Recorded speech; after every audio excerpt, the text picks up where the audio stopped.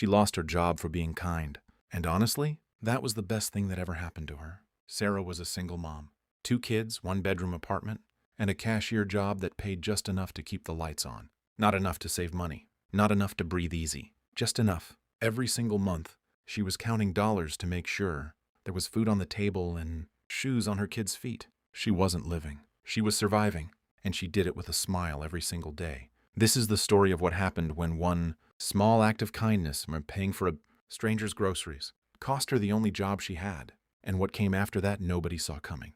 Stay with me because this story gets wild. Sarah had been working at Fresh Mart, a mid-sized grocery chain, for almost 4 years. She knew every regular customer by name. She remembered who bought gluten-free bread, who always forgot their loyalty card, and who needed a little extra time at the register. She was good at her job. Not just good.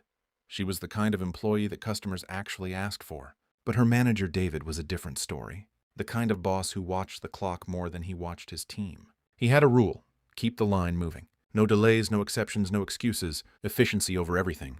On a regular Tuesday morning, Sarah's line was steady. Nothing unusual. And then a man walked up to her register. Older, maybe mid-60s. He was wearing a plain gray jacket, old shoes, and carrying a small basket with maybe 15 items. Nothing fancy, just bread, eggs, milk, some canned soup. He didn't say much, just placed his items on the belt and waited. When Sarah scanned everything and gave him the total, $43, the man reached into his pocket. Then the other pocket. Then he checked his jacket. His face changed. That quiet kind of panic that people try to hide when they realize something is wrong. He had $31, $12 short. He started putting items back. First the soup, then the eggs. He was quiet about it, trying not to make a scene. But Sarah saw everything. She didn't think twice. She opened her own wallet, which had exactly $60 in it, her lunch money for the whole week, and she put $12 on the counter. "Don't worry about it," she said. "Have a good day."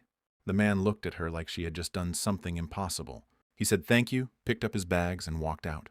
The whole thing took maybe 90 seconds, but David saw it. He had been watching from the customer service desk, and by the time Sarah's shift ended, he called her into the back office. He told her that what she did was against company policy, that employees were not allowed to interfere with transactions, that it created liability, that it set a bad example. Sarah tried to explain. She said the man needed help. It was $12. She used her own money. David didn't care. He handed her a termination slip and told her to return her uniform. Just like that, 4 years, gone. Sarah drove home that evening trying to hold it together. She picked her kids up from her neighbor's house, made dinner, helped with homework, and waited until they were asleep before she let herself cry. She had no idea what she was going to do. Rent was due in 18 days. She had $48 left. And now no job. She applied everywhere that week. Grocery stores, pharmacies, coffee shops. Most places didn't call back. A few called her in for interviews, but nothing came through fast enough. By day 10, she was genuinely scared. And then something strange happened. A woman named Patricia called her. Patricia introduced herself as the personal assistant to a man named Charles Weston. Sarah didn't recognize the name at first. Patricia told her that Mr. Weston had been in her line 2 weeks ago, that he had watched what she did, and that he wanted to meet her. Sarah almost hung up.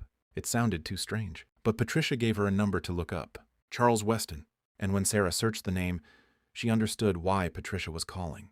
Charles Weston was the founder and majority owner of Weston Group, a company that owned, among other things, a chain of 47 grocery stores across the country, including Fresh Mart. The man in the gray jacket with the old shoes and the basket of soup and eggs, he was worth an estimated $2.3 billion. He had been doing what he called a walkthrough, something he did twice a year. He would visit stores unannounced, dressed plain, acting like a regular customer, just to see how his employees actually behaved. When they didn't think anyone important was watching. He had done it for years, and in all those years he said he had never seen what Sarah did. Sarah met with Charles 3 days later. She expected a formal meeting in a glass office. Instead, he took her to a small diner near her apartment. He ordered coffee and pie. She ordered nothing because she was too nervous. He asked her why she did it, why she spent her own money on a stranger. She told him the truth. She said she knew what it felt like to be $12 short and embarrassed about it. She said she didn't do it to be nice. She did it because she couldn't not do it. Charles was quiet for a moment. Then he told her something that stuck with her. He said that in 40 years of running businesses, the hardest thing to find was not talent, not skill, not intelligence. The hardest thing to find was someone who does the right thing when no one is watching, or when they think no one is watching. He offered her a job that afternoon. Not a cashier job, not a customer service role. He offered her a position as a store operations coordinator, a mid-level management role overseeing 3 Fresh Mart locations. Salary, benefits, flexible hours for her kids. More than 3 times what she was making before. Sarah thought he was joking. He was not joking. She started 2 weeks later. The first thing she did, and she'll tell you this herself, was walk into the store she used to work at and request a meeting with David. Not to gloat, not to make a scene. She just wanted to show her old team that how you treat people matters. That kindness is not weakness. That doing the right thing, even when it costs you something, does not go unnoticed. David no longer works there, by the way. That's all I'll say about that. Now here's the part of this story that goes beyond Sarah. A study by the University of British Columbia found that spending money on other people, even small amounts, increases happiness more than spending on yourself. Not just for the giver, for anyone who witnesses it too. Kindness is contagious in a way that most people underestimate. And Sarah's story is not as rare as you think. It just rarely gets told. Every single day, there are people doing small things for strangers. Paying for coffee behind them in line, helping someone carry groceries, giving someone $12 when they're short. Most of those moments disappear without a trace. But sometimes, every once in a while, that moment lands in front of exactly the right person, and it changes everything. Sarah will tell you she didn't pay for that man's groceries because she wanted something back. She did it because she was Sarah, because that's who she was, even when she had almost nothing. But maybe that's exactly the point. You never know who's watching. You never know what your kindness will turn into.